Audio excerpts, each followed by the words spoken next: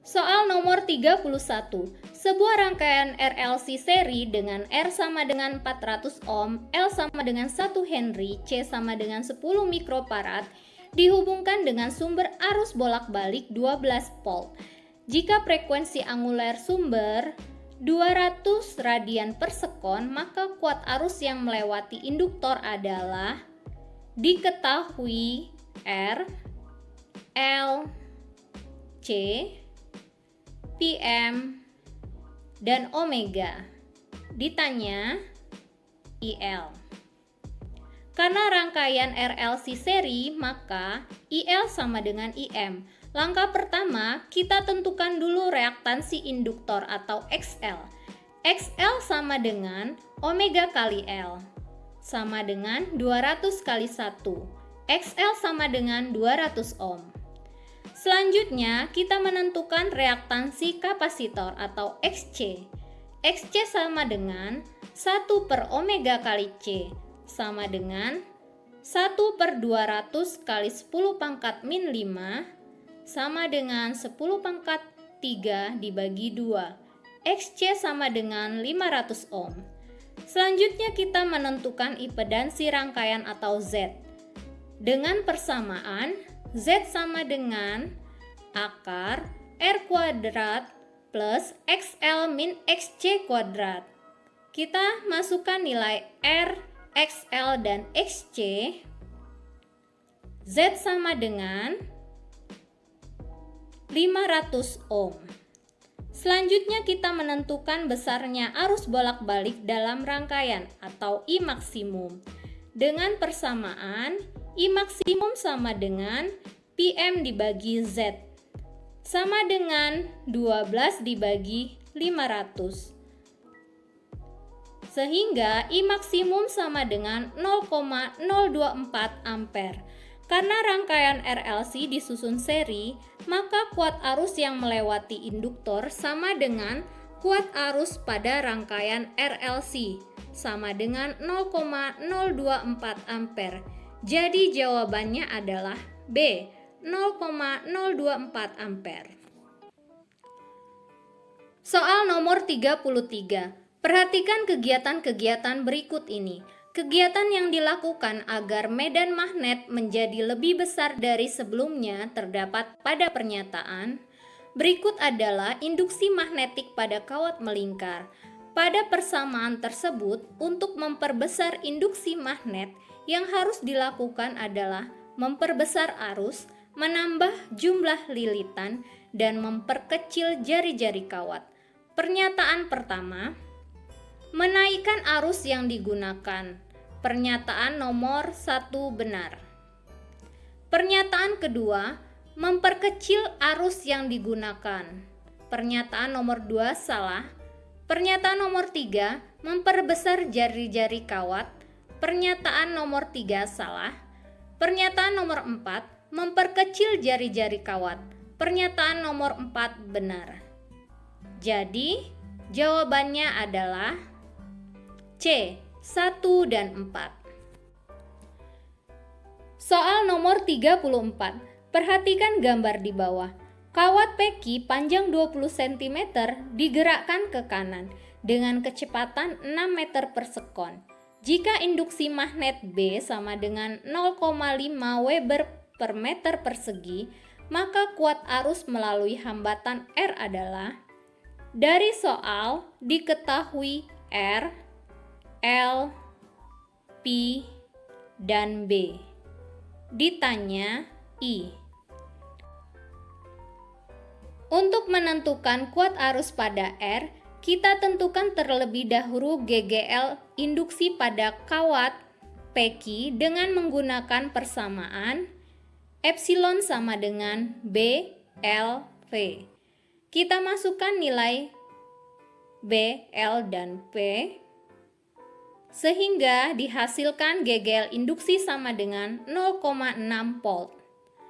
Selanjutnya, menentukan arus induksi yang melalui hambatan R dengan persamaan hukum Ohm P sama dengan I kali R atau epsilon sama dengan I kali R, sehingga I sama dengan epsilon dibagi R. Kita masukkan nilainya sehingga dihasilkan I sama dengan 0,3 ampere. Jadi jawabannya adalah E, 0,3 ampere. Soal nomor 35. Perhatikan diagram di bawah ini. Dari diagram dapat disimpulkan bahwa waktu paruh zat radioaktif itu adalah, perlu diperhatikan, waktu paruh adalah waktu yang dibutuhkan oleh zat radioaktif agar massa atau keaktifannya tinggal separuhnya. Di soal, massa mula-mula atau N0 sama dengan 6.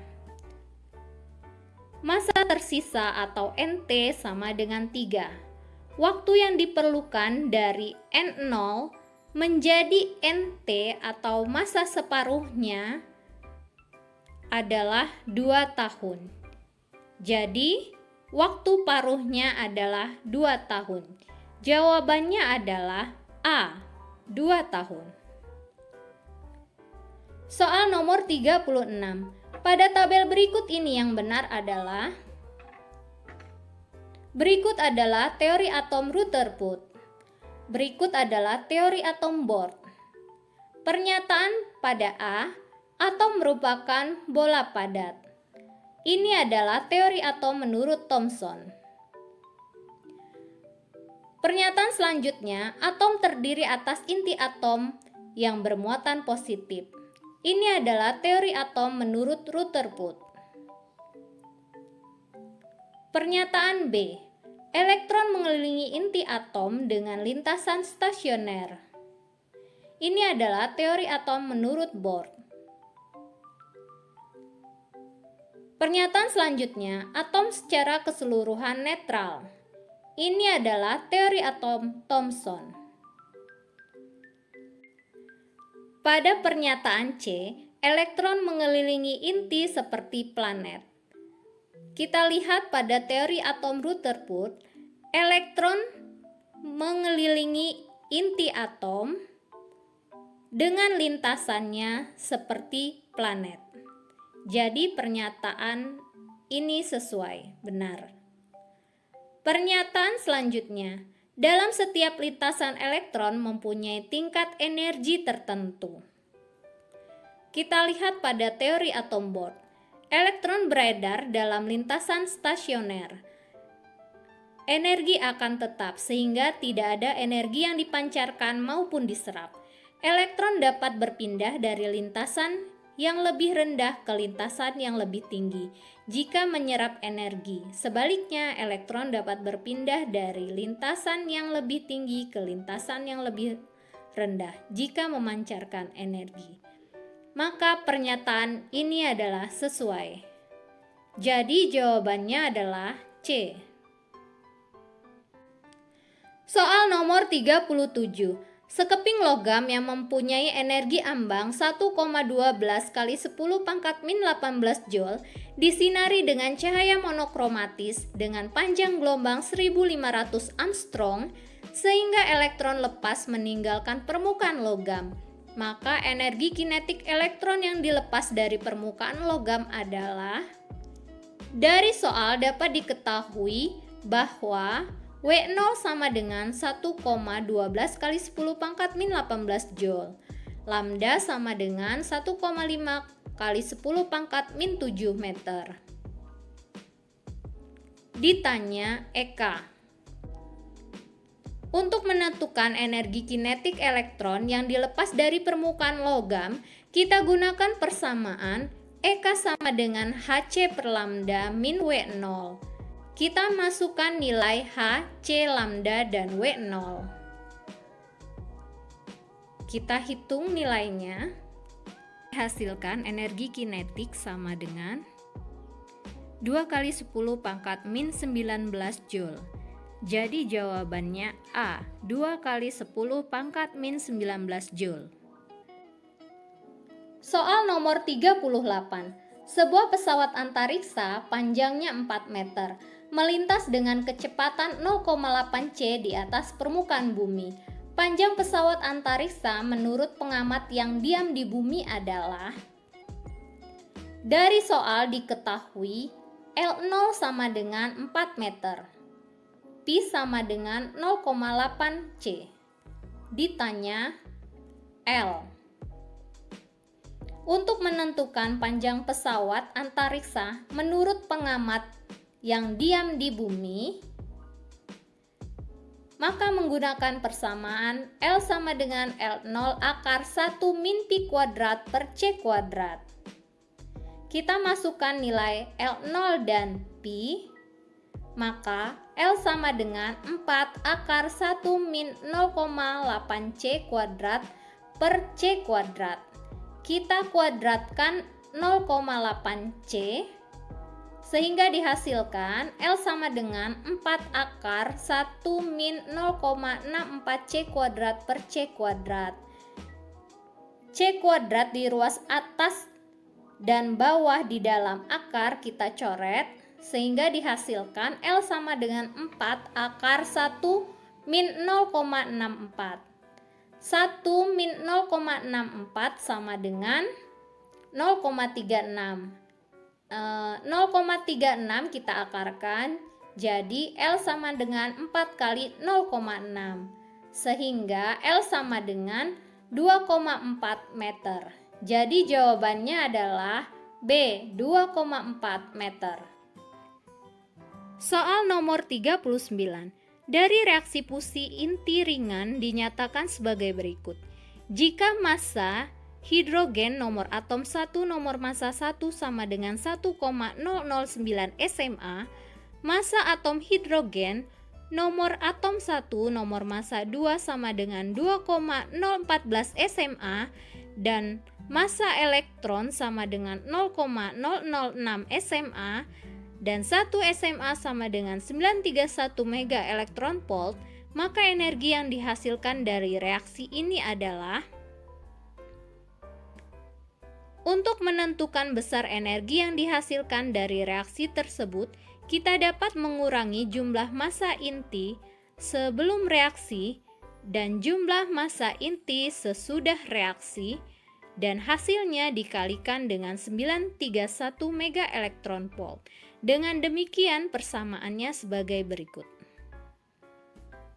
Kita masukkan nilai massa hidrogen dan massa elektron.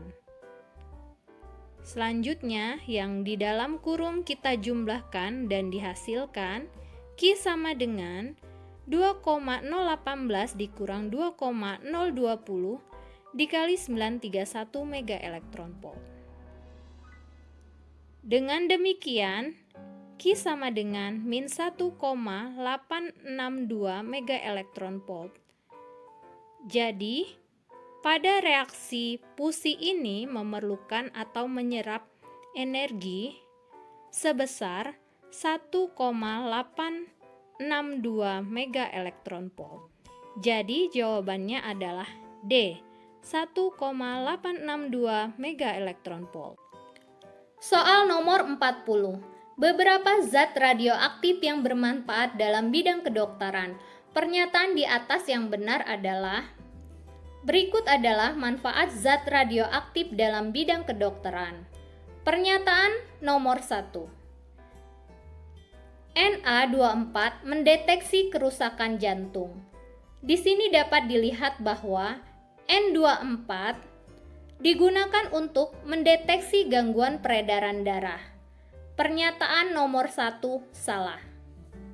Pernyataan nomor 2, Fe59 mendeteksi kerusakan paru-paru. Di sini kita lihat bahwa Fe59 digunakan untuk mempelajari pembentukan sel darah merah. Pernyataan nomor 2 salah. Pernyataan nomor 3, Cr51 mendeteksi kerusakan limpa. Ini sesuai dengan manfaat Cr51, yaitu untuk mendeteksi kerusakan limpa. Pernyataan nomor 3 benar. Pernyataan nomor 4, C14 mendeteksi diabetes dan anemia. Ini sesuai dengan pernyataan C14 mendeteksi diabetes dan anemia. Jadi pernyataan nomor 4 benar. Pernyataan yang benar adalah E. 3 dan 4. Terima kasih sudah menyimak video ini sampai akhir. Semoga bermanfaat. Sampai jumpa pada video selanjutnya.